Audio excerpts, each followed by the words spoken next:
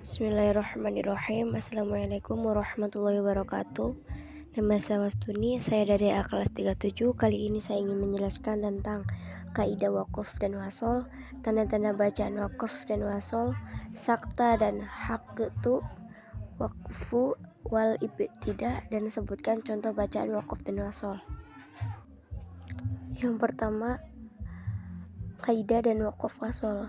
Wakaf secara sederhana dapat diartikan sebagai penghenti bacaan Al-Quran karena sebab-sebab tertentu. Wakaf menurut bahasa ialah al-habs yang artinya menahan.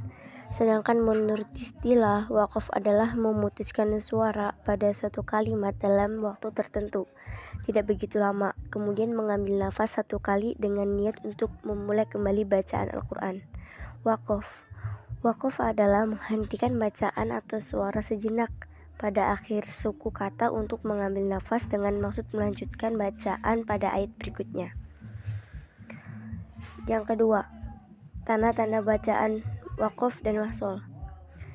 Yang pertama, tanda mim. Mim disebut juga dengan wakaf lazim. Wakaf lazim adalah penghentian di akhir kalimat sempurna. Wakaf lazim disebut juga sebagai wakaf tam atau sempurna karena wakaf terjadi setelah kalimat sempurna dan tidak ada kaitan lagi dengan kalimat sesudahnya. Tanda mim memiliki kemiripan dengan tanda tajwid iqlab, tetapi sangat jauh berbeda dengan fungsi dan maksudnya. Yang kedua, tanda bo adalah tanda wakaf mutlak sehingga diwajibkan untuk berhenti. Yang ketiga, ada tanda jim, adalah wakaf jaiz, tidak boleh berhenti dan boleh melanjutkan bacaan. Yang keempat, tanda zo, menandakan lebih baik tidak berhenti. Yang kelima, tanda shod, disebut juga dengan wakaf murakas, menunjukkan bahwa lebih baik tidak menghentikan bacaan tetapi diperbolehkan berhenti saat keadaan darurat dan tanpa mengubah makna. Tanda shad lam ya merupakan singkatan dari al-wasol aula yang bermakna wasol atau meneruskan bacaan lebih baik. Maka dari itu meneruskan bacaan tanpa mewakafkan lebih lanjutkan. Yang ketujuh, tanda wakaf go merupakan singkatan dari qila al-lail, wakaf yang bermakna boleh berhenti pada wakaf sebelumnya. Maka dari itu lebih baik meneruskan bacaan walaupun boleh diwakafkan. Tanda shod lam merupakan singkatan dari qad yusallu yang bermakna kadangkala boleh diwasolkan. Maka dari itu lebih baik berhenti walau kadangkala boleh diwasolkan. Yang kesembilan, ada tanda tif, artinya lebih dianjurkan untuk berhenti. Tanda tersebut biasanya muncul pada kalimat yang biasanya diteruskan oleh sang pembaca tanpa berhenti. Tanda sin atau tanda sakta menandakan pemberhentian sejenak tanpa mengambil nafas baru untuk meneruskan bacaan. Yang ke-11, tanda waqfah bermakna sama seperti wakaf sakta, tetapi harus berhenti lebih lama tanpa mengambil napas. Yang ke-12, ada tanda la, menandakan pelarangan berhenti. Tanda ini muncul kadangkala pada penghujung maupun pertengahan ayat.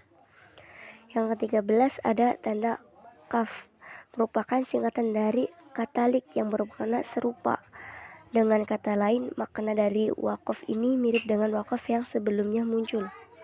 Yang 14, tanda titik 3, disebut sebagai wakaf muraqabah atau wakaf ta'anuk, yang berarti terkait wakaf ini bisa muncul sebanyak 2 kali di mana saja dan dibaca dengan berhenti di salah satu tanda tersebut.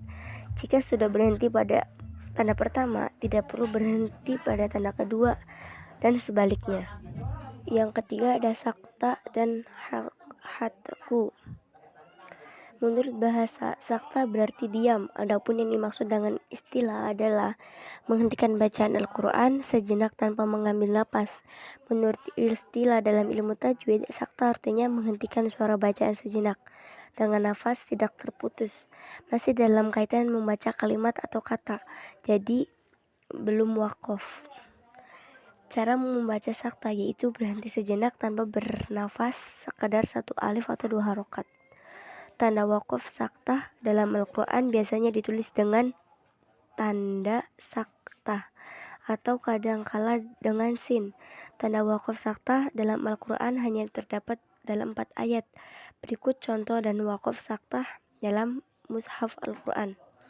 Cara membaca sakta di dalam Al-Quran ada 4 bacaan sakta, yaitu surat Al-Kahfi ayat 1-2. Yang kedua ada surat Yasin ayat 52. Yang ketiga surat Al-Qiyamah ayat 27. Yang keempat surat Al-Mutaffifin ayat 14. Arti hatku menurut bahasa adalah memotong, sedangkan yang dimaksud dengan hatku ialah memberhentikan bacaan Al-Quran secara langsung dengan tujuan berhenti dari bacaan tersebut, sehingga jika ia harus membaca ta'awudz jika hendak membaca Al-Quran kembali. Cukup sekian dan terima kasih. Wassalamualaikum warahmatullahi wabarakatuh.